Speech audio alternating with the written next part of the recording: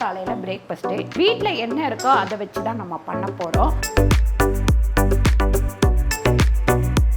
So Aarthi அக்கா இருக்காங்க, சுனிதா அக்கா இருக்காங்க, ஏக்தா அண்ட் அனிதா, லக்ஷ்மி. இல்ல இல்ல இல்ல இல்ல இல்ல இல்ல வீட்டில் ஆரம்பிச்ச ஒரு விஷயம் என் நாட்டில்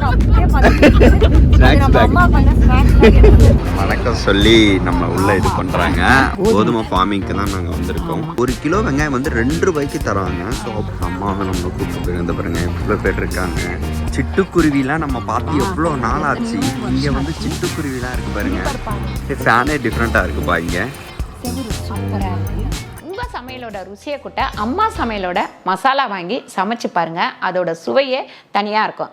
நம்மளோட வெப்சைட் லிங்க் வந்து கீழே கொடுக்குறேன். வெப்சைட்டில் நீங்கள் ஆர்டர் போட்டுக்கலாம். நம்மக்கிட்ட மசாலா, வத்தல், வடகம், ஊறுகாய், முறுக்கு மாவு, அதிர்ச மாவு, சீடை மாவு, இந்த மாதிரி எல்லா வகையான மாவு வகைகளும் நம்மக்கிட்ட கிடைக்கும். வணக்கம், நான் உங்கள் அம்மா சமையல் மீனாட்சி. இன்னைக்கு காலையில் பிரேக்ஃபாஸ்ட்டு டிஃப்ரெண்ட்டான ஒரு அடை தான் பண்ண போகிறோம். வீட்டில் என்ன இருக்கோ அதை வச்சு தான் நம்ம பண்ண போகிறோம். எதுவும் வாங்கணும் கொள்ளணும் அப்படின்னு சொல்லிட்டு இல்லை.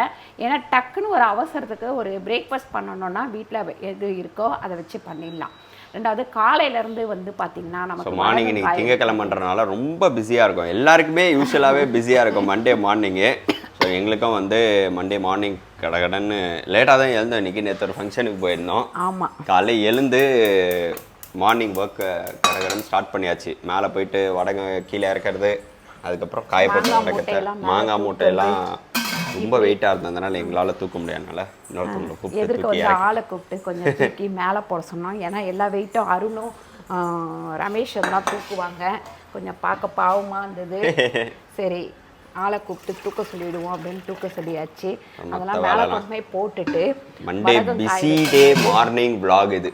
ஆமாம், இங்கே வந்து பார்த்தீங்கன்னா நம்ம வந்து ஒரு பாத்திரம் வச்சுருக்கேன். இதில் வந்து கொஞ்சமாக தண்ணி விட்டுக்கலாம்.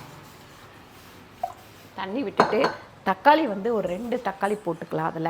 கைஸ், இந்த வீடியோ பார்க்கறதுக்கு முன்னாடி உங்களுக்கு ஒரு சூப்பரான இன்ஃபர்மேஷன் தான். அது என்ன அப்படின்னு பார்த்தீங்கன்னா லோட்டஸ் 365. லோட்டஸ் 365 பற்றி நம்ம நிறைய ஆல்ரெடி வந்து கேள்விப்பட்டிருக்கோம். ஸோ வந்து இப்போ நம்ம கிரிக்கெட் பார்த்துட்டு இருக்கோம். அந்த டைமில் வந்து நமக்கு நிறைய கொஸ்டின்ஸ் வரும். உங்களுடைய ஒப்பீனியன்ஸை நீங்கள் அந்த டைமில் சொல்லி நீங்கள் அது மூலயமா வந்து காசு வின் பண்ணலாம். ஸோ அது மட்டும் இல்லாமல் கிரிக்கெட் ரிலேட்டாக நிறைய கொஸ்டின்ஸ் வந்து நம்ம வந்துட்டு இருக்கோம்.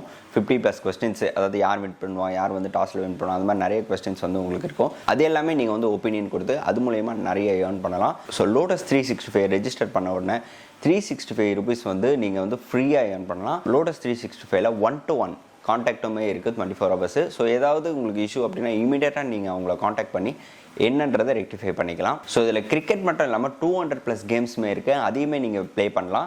அண்ட் தென் வந்து 10 million யூசர்ஸ் வந்து யூஸ் பண்ணிட்டு இருக்காங்க. ஸோ இந்த அப்படியே பிராண்ட் அம்பாசிடர்ஸ் யாரெல்லாம் பார்த்தீங்கன்னா நவாசுதீன் சித்திக், ஊர்வசி ரத்துல்லா, காஜல் அகர்வால், சுனில் ஷெட்டி, நேஹா சர்மா, இவங்க எல்லாருமே தான் பிராண்ட் அம்பாசிடர்ஸாக இருக்காங்க. ஸோ கீழே கொடுத்துருக்க லிங்கை கிளிக் பண்ணி ஸோ மறக்காமல் லோட்டஸ் 365 ரெஜிஸ்டர் பண்ணி ஏர்ன் பண்ணுறதுக்கான சூப்பரான ஒரு வாய்ப்பு பெறுங்க. என்னென்ன எடுத்து வச்சுருக்கீங்கம்மா? வெங்காயம் என்னப்பா என்னென்ன எடுத்து வச்சுருக்கீங்க? இங்கே வந்து வெங்காயம் கட் பண்ணி வச்சுருக்கேன், பச்சை மிளகாய் வச்சுருக்கேன், அதுக்கப்புறம் கோதுமை மாவு, பச்சரிசி மாவு எல்லாமே வச்சுருக்கேன். வாங்க, இந்த தக்காளி வந்து இதில் வேக போட்டுக்கலாம் நம்ம. அதுக்கப்புறம் ஒரு 5-6 பச்சை மிளகாய், காஞ்ச மிளகாய் சட்னிக்கு இல்லை, தோசைக்கு தான். இது வந்து மீன் மட்டை. இது எல்லாமே போட்டு வேக வைக்கணும். சைனீஸ் தோசையா? ஆமாம், சைனீஸ் தோசை. ஏதாவது வித்தியாசமாக இருக்குது சைனீஸ் தோசை மாதிரி? இந்த தக்காளியை எடுத்து ஃபஸ்ட்டு வந்து இப்படி வச்சுக்கோங்க தனியாக. ஏன்னா அது தோல் உரிச்சிட்டு போட்டு நம்ம வந்து அரைக்கணும். அதுக்கப்புறம் பார்த்திங்கன்னா இது வந்து அடுப்பை ஆஃப் பண்ணிவிடுங்க. ஆஃப் பண்ணிவிட்டு நல்லா இந்த மாதிரி இதில் வடிகட்டி இதில் போட்டுக்கலாம். கொஞ்சம் சூடு ஆறினோடனே தான் நம்ம அரைக்கணும். சூடோடு அரைச்சிங்கன்னா அந்த டேஸ்ட்டு போயிடும், ப்ளஸ் வந்து கலரும் மாறிடும். ஆமாம், கலர் மாறிடுமா? ஆமாம், கலர்லாம் மாறாது. இல்லைம்மா, லைட்டாக அந்த ஒரு அப்படியெல்லாம் மாறாது, டேஸ்ட் மாறிடும். இங்கே ஃபேன் கடியில் வைக்கிறேன். இது நல்லா ஆறிட்டே இருக்கட்டும். அதுங்காட்டி நம்ம வந்து இந்த கடாயிலே வந்து சட்னிக்கு ரெடி பண்ணிக்கலாம். ஸோ நடுவிலே வந்து நான் என்ன பண்ணேன், மாங்காய் வந்து ஊறுகாய்க்கு வெட்டிகிட்டு இருந்தாங்க. எப்படி வெட்டணும்னு காமிச்சேன் சொல்லிட்டு இருந்தப்போ நான் இதுலேருந்து ஒரு 2 பீஸ் எடுத்து பெரிய பெரிய மசாலாலாம் போட்டு இப்போ சாப்பிட போகிறேன். உங்களுக்கு யாருக்கெல்லாம் இந்த மாதிரி சாப்பிட பிடிக்கும் அப்படின்னு சொல்லிட்டு கீழே ஐயோ ஜூம் ஆக மாட்டேங்குதே. எப்படி இருக்குது பாருங்கள், சாப்பிட்ற பாருங்க. இதை பார்த்தோன்னா எல்லாருக்கும் நாக்கு ஊதுன்னு கமெண்ட் போடுங்க. நீங்கள் அம்மா யோசிக்கிறாங்க. என்னங்கம்மா யோசிக்கிறீங்க? என்னப்பா இன்னும் யோசிக்கிறீங்க? நான் ஒன்றும் யோசிக்கிறேன். நான் ஒன்று சூடு நல்லா ஆறிடுச்சு. இதுலேயே வந்து நம்ம கோதுமை மாவுக்கு அரிசி மாவுக்கெல்லாம் தேவையான அளவு உப்பு சேர்த்துக்கலாம். 1 ஸ்பூன் அளவுக்கு உப்பு சேர்த்துருக்கேன். அதுக்கப்புறம் மஞ்சத்தூள் வந்து ஒரு 1/4 டீஸ்பூன் அளவுக்கு மஞ்சத்தூள் அப்படியே நம்ம வந்து அரைச்சிக்கலாம். இப்போ இப்படி கொஞ்சம் அரைச்ச உடனே இதில் வந்து நம்ம அந்த தக்காளியை சேர்த்துக்கலாம்.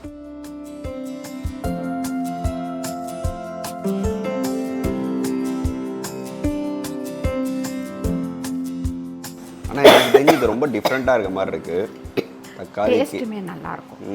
நல்லா வந்து அந்த ஒரு ஸ்பைசியாக இருக்க மாதிரி இருக்கும்ல தோசை.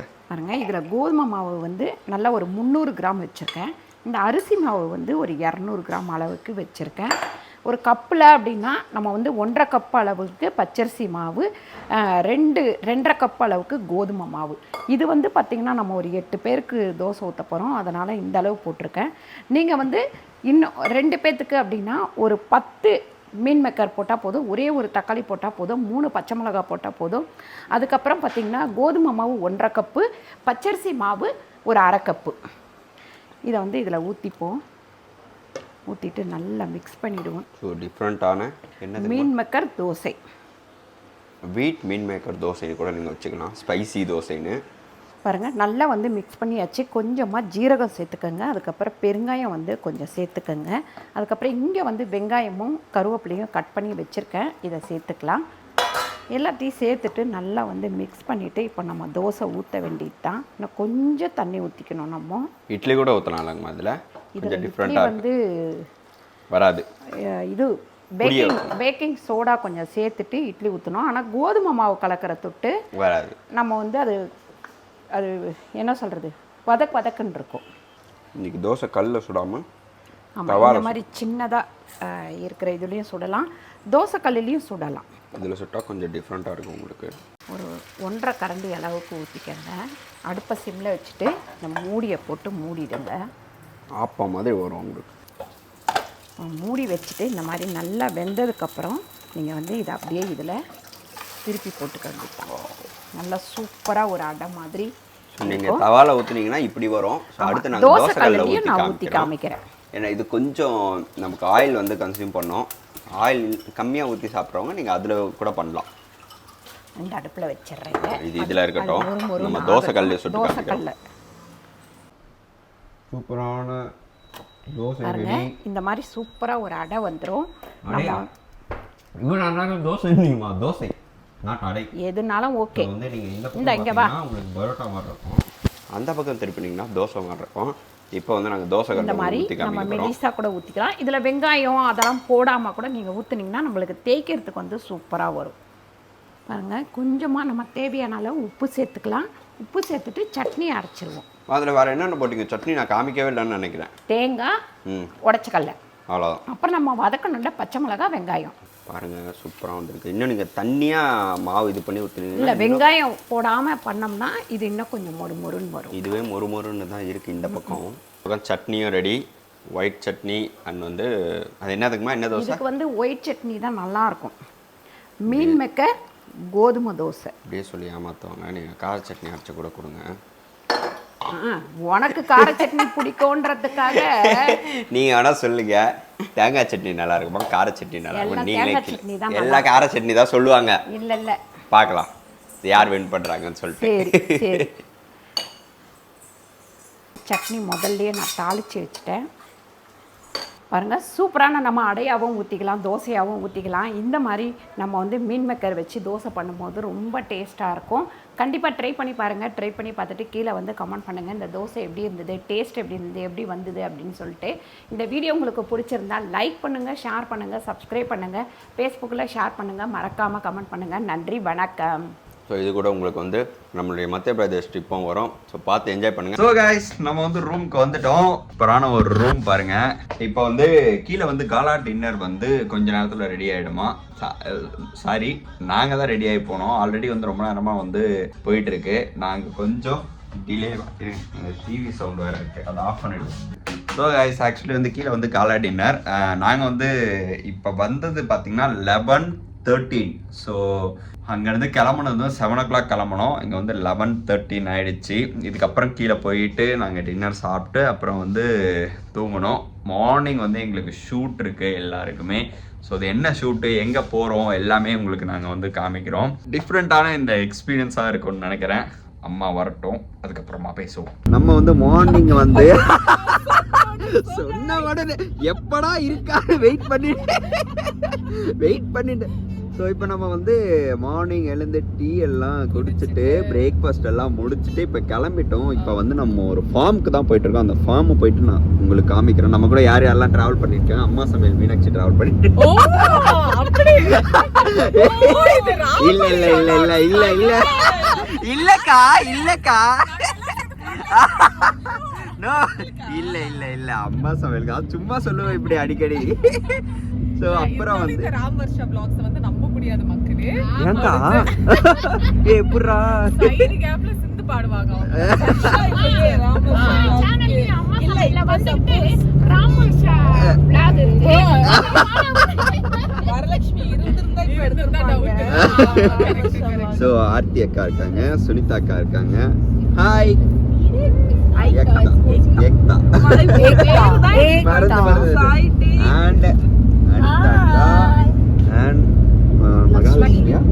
லக்ஷ்மி. இன்னும் நிறைய கிரியேட்டர்ஸ் இருக்காங்க.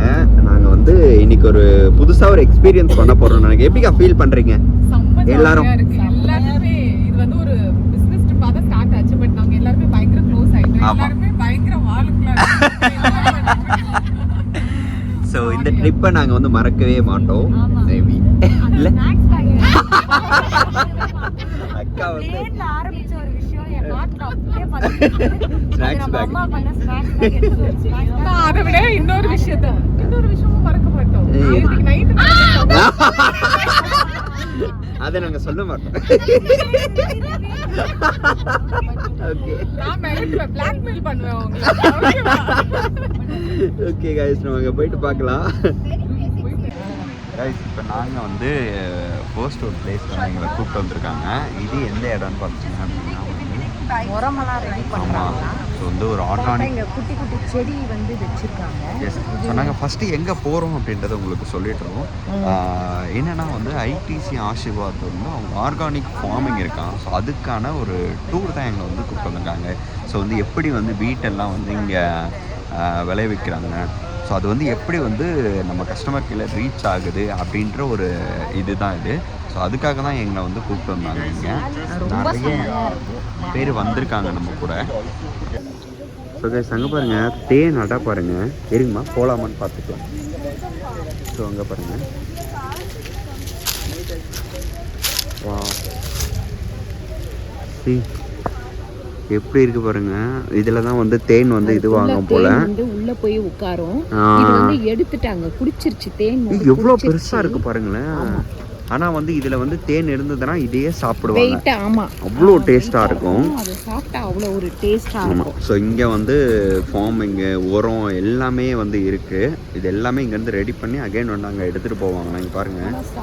பட் வந்து இங்க வந்து ஃபாரஸ்ட் டிபார்ட்மெண்ட் வந்து எஸ் நல்ல இடம் இதுவாகவும் இருக்கு. ஆனா புது அனுபவம் இதுல வந்து நிறைய புது அனுபவம், தெரியாத நிறைய விஷயங்கள் வந்து இதுல தெரிஞ்சுக்க முடியுது நம்மளால. ஆமா. ஸோ நிறைய ஆமா எப்படி பண்றாங்க அப்படின்றது. ஏன்னா நாங்க இங்க வர்ற பிளேஸ்ல நான் எல்லாருமே பேசிட்டு இருந்தோம். வெங்காயம், பூண்டு எல்லாமே வந்து எல்லாமே இந்த ஊர்ல வந்து விளையுது. வர வழி ஃபுல்லா அந்த செடி எல்லாமே பார்த்துட்டே வந்தோம். ஸோ நம்ம யோசிக்கிறோம் இங்கே வந்து அவ்வளோ விவசாயத்தை வந்து இன்னும் வந்து அவ்வளோ பேஷனேட்டாக பண்ணிட்டு இருக்காங்க. எனக்கு தெரிஞ்சு விவசாயம் வந்து அழிஞ்சிக்கிட்டே வருது. இங்கே பார்த்தீங்கன்னா விவசாயம் தான் வாழ்க்கை போல இருக்கு. இதை பார்க்கும்போது ரொம்ப ஹாப்பியாக இருக்குது, ரொம்ப சந்தோஷமாக இருக்குது. ஆக்சுவலி இப்போ நாங்கள் இப்போ கரண்ட்டாக இருக்கிற டைம் வந்து இங்கே வந்து நிறைய வெங்காயம் இருக்குன்றனால பர் கேஜி 1 கிலோ வெங்காயம் வந்து 2 ரூபாய்க்கு தராங்க. ஸோ அவ்வளோ கம்மியான இருக்குது. ஸோ டிரான்ஸ்போர்ட்டேஷன் சார்ஜஸ் இது எல்லாமே சேர்த்து தான் இவ்வளோ வருது நமக்கு. இங்கே வந்து நம்ம பார்த்துட்டோம். அகைன் வந்து நம்ம ஃபார்முக்கு போகலாமா? ஓகே வாங்க போகலாம். ஸோ காய்ஸ், நம்ம உள்ளே வந்துட்டோம். இவங்கெல்லாம் விவசாயி அழகாக வந்து எல்லா வேலையும் பார்க்கறதுக்காக இருக்கிறாங்க. அந்த குட்டி பாருங்க எப்படி நிற்கிறான் அப்படின்னு சொல்லி வணக்கம் சொல்லி நம்ம உள்ளே இது பண்ணுறாங்க. வாங்க உள்ளே போகலாம். உள்ளே வர இருக்கிறாங்க. இங்கே இங்க பாருப்பா அவரைக்கா. இது ஒரு அவரைக்காவா? ஓகே. அம்மா வந்து வந்தோம்னா கண்டுபிடிச்சு அங்கே பாருங்கம்மா சீத்தாப்பழம் பாருங்கம்மா, அது வந்து இதுவாகிட்டு இருக்கு, கருகிட்டு இருக்கு. இது சும்மா வச்சிருக்காங்க. இங்கே வந்து ஆர்கானிக் ஃபார்மிங் இங்கே பண்ணுறது எல்லாமே. அம்மா வந்து நம்மளை கூப்பிட்டு போய் வந்து பாருங்க இவ்வளோ பேர் இருக்காங்க. இங்க இந்த வீடு எப்படி கட்டியிருக்காங்க பாருங்க. வேலி போட்டு அது மேல வந்து அந்த மண்ணு பூசி இருக்காங்க. செவருக்கு பதில் இந்த மாதிரி பண்ணியிருக்காங்க. சிட்டுக்குருவிலாம் நம்ம பார்த்து எவ்வளோ நாள் ஆச்சு. இங்கே வந்து சிட்டுக்குருவிலாம் இருக்கு பாருங்க. செவரு சூப்பரா இருக்கு. வீட்டுக்கு டிஃப்ரெண்ட்டாக இருக்கு. இங்க இதுதான் இந்த என்னது விளக்கெண்ணத்தை ரெடி பண்ணுவாங்க. அப்படியா? ஆமா இந்த கொட்டை. ஸோ கைஸ் இது அம்மா சொல்கிறாங்க, எனக்கு தெரியல பார்க்கலாம். இதுவா இருக்குமான்னு தெரியலம்மா. இது வேற ஏதோ மாதிரி இருக்குங்கம்மா. ஆமா இது வேற ஏதோ போல. இது வேற ஏதோ. சரி கைஸ் அது எங்களுக்கே தெரியல. ஃபேன் பாருங்க அம்மா, ஃபேன் பாருங்க. ஃபேனே டிஃப்ரெண்ட்டாக இருக்குப்பா. இங்கே பாருங்களேன் இவ்வளோ பெரிய இது வச்சு பேட்டரியில் வச்சு ஸோ அந்த ஃபேன் வந்து இது பண்ணியிருக்காங்க. ஆமாம். இது வந்து வர வழி ஃபுல்லாக இருந்தது. நான் வந்து பறித்து பார்க்குறேன். இது என்ன அப்படின்ட்டு எனக்கு தெரியல. நெல் தாங்கம்மா. நெல் இல்லைப்பா, கோதுமை. கோதுமை. கோதுமை ஃபார்மிங்க்கு தான் நாங்கள் வந்திருக்கோம். இப்போ இது வந்து ஆல்ரெடி பண்ணிட்டாங்க போல்.